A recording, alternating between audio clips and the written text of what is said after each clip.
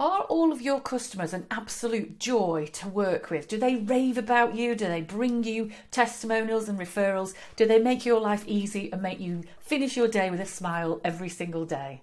Or do you have some right duffers in there who drive you absolutely nuts? What I want to talk to you about today is grading your customers. Now, it's really easy to think that any customer that pays you is a good customer. A customer that helps you pay your bills is a good customer. But the truth is, not all customers are good customers. Some of them will steal your time, steal your energy, bleed you dry because they constantly want a discount, be a pain in the backside because they never pay on time. So there's a fabulous little exercise you can do to grade your customers, which not only will enlighten you as to actually what kind of quality of customers you're primarily working with at the moment, it will also shine a light on exactly what you should be talking about in your marketing to make sure that you're attracting more of the really great customers and deflecting, shall we say, the not so great customers. And it will also show you if any of your customers actually need the boot right now. So here's what you want to think about. Think about the criteria that make somebody a really good customer for you. So typical criteria are things like easy to do business with. They don't take up a massive amount of your time. They really value your expertise. They pay on time. They pay well, so they don't quibble about invoices or ask for discounts or anything like that. And perhaps they bring you referrals or testimonials or things like that. So there'll be different criteria for different businesses. So just take a couple of minutes to really think about what are the biggest and most significant things to you specifically that make somebody a great client. And then what you want to do is you want to grade your clients from A to D. So your A clients are going to be absolutely awesome. These are the people who are just such a pleasure to work with.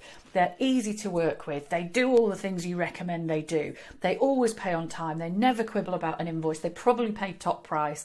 And to be an awesome A-grade customer, they're probably also shouting about you or bringing you referrals or testimonials or things like that. These are fabulous customers. If all your customers were like these, business would be bliss every single day.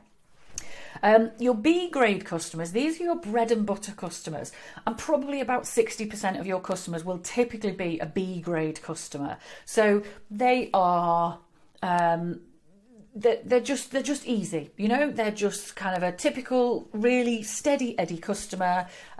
They don't create a great deal of work for you. They don't give you a lot of hassle. They generally pay on time.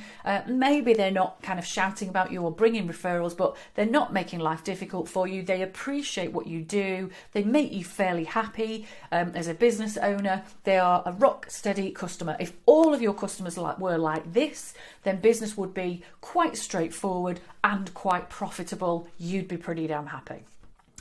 Your C-grade customers are a bit crap, frankly. Now, the thing with a C-grade customer is usually they can be re-educated to become a B-grade customer. Often they're a C-grade customer because you have tolerated things, you have allowed them to flex your boundaries a little bit too much, which means that they're not that brilliant a customer. So perhaps they're a little bit sloppy with when they pay and maybe you need to chase them. Maybe they give you a lot of last minute requests, or they like to rearrange appointments or various things like that. So there's nothing fundamentally terrible about them. You don't dislike them. They don't make you feel bad about yourself, but they just actually make business that little bit harder. So if all of your customers were like this, then actually business would be quite a grind, and you'd probably find it hard to make that much of a profit because you're spending too long with all your clients. But these C-grade clients can be re-educated. So very often, if you have a good, strong, assertive dialogue with them, explain to them the impact of their extra requests or their lateness or their rearrangements or their not paying swiftly, then more often than not, these customers actually can move up to become a B-grade client.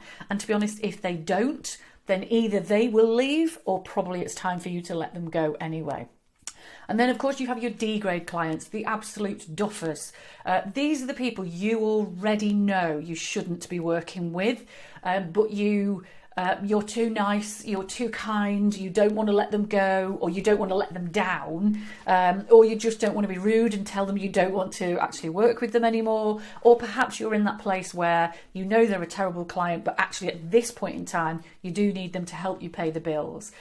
With your D grade clients, I would always say get rid of them as fast as you possibly can. Obviously don't leave yourself unable to pay the bills, but equally what I would say is when you actually get rid of those D grade clients, in my experience, I have seen it so many times where it clears the path for you to attract far better clients, and you will wonder what on earth took you so long. So grade those clients. Think about a plan of action. How are you going to get rid of those D grade clients? How will you make your C grade clients become a B grade clients?